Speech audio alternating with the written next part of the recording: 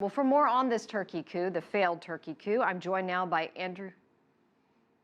Just one moment. We're trying to get our guest, Andrew Finkel, who is in Turkey. He's actually a journalist and the author of Turkey, What Everyone Needs to Know. Andrew, are you there?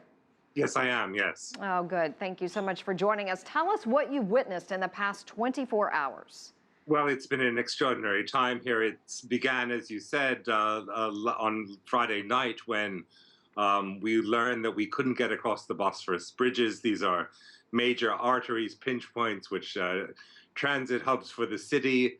We thought at first that perhaps there was a terrorist attack. It was for our own protection, but it soon transpired that there was a military coup going on. This coup took an extraordinary form. There was low-flying jets over the city, over Istanbul, over Ankara.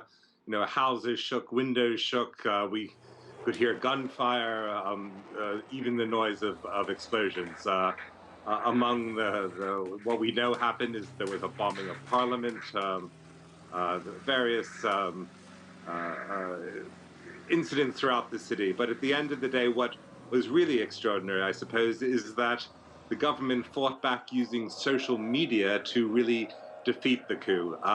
This is a government which criticizes social media, which has banned Twitter, which has banned Facebook, with the president as prime minister called, you know, social media the world's greatest curse, and yet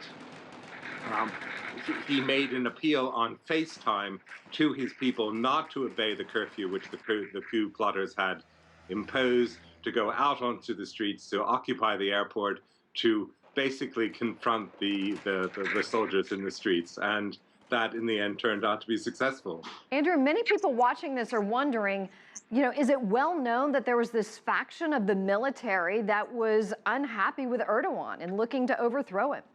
Well, I don't think we ever suspected that there was a sufficient faction within the military to stage a coup, and indeed, possibly that was correct because the coup was unsuccessful. For many years we knew that Mr. Erdogan's party, the Justice and Development Party, and the military were like oil and water. They mistrusted each other considerably, but there was a major trial here which began around 2010. In which many senior officers were put on trial precisely for plotting a coup, and they were, you had 300 officers who had been arrested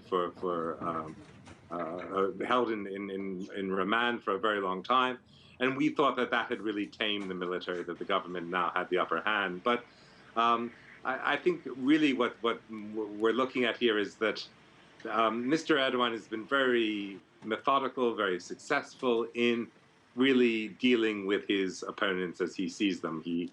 That includes the press, the opposition press, which there have been newspapers which have been seized, television stations which are no longer have access to the government satellite dishes. You can't get them in your homes.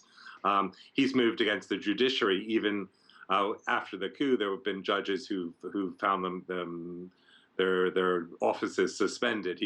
It is the brave judge or public prosecutor who goes against the wishes of the government, and really perhaps the last bastion which hadn't been taken over by Mr. Erdogan was the military. And I think this next August there's what they call the Shura in Turkey. It's a military, it's a council meeting which officers are promoted or retired or pushed to one side or given a pat on the back. And the supposition was that this was going to be a purging. They were going to use this occasion to really clean out opponents of the government. And I suppose it was to anticipate that event which this week's coup happened. Well, Andrew, in a nutshell, I mean, usually coup in the beginning, you have to take out the president, and they didn't do that or make an attempt. Where did they think they were going with this? Well, it was surprisingly incompetent. I have to agree with you there. I've been in Turkey long enough. There's been 3 military coups in my lifetime, beginning in one in 1960 before I knew Turkey, but the last one was in 1980. But of course, the thing about military coups is you take the radio station, you occupy the streets, but in a modern complex society where there's social media and Twitter and it's very difficult to sort of control society through a military coup in the way that you could in the 1980s. So, either they didn't really understand what they were doing, or they certainly underestimated the problem. Andrew Finkel, thank you so much for joining us. We really appreciate your time.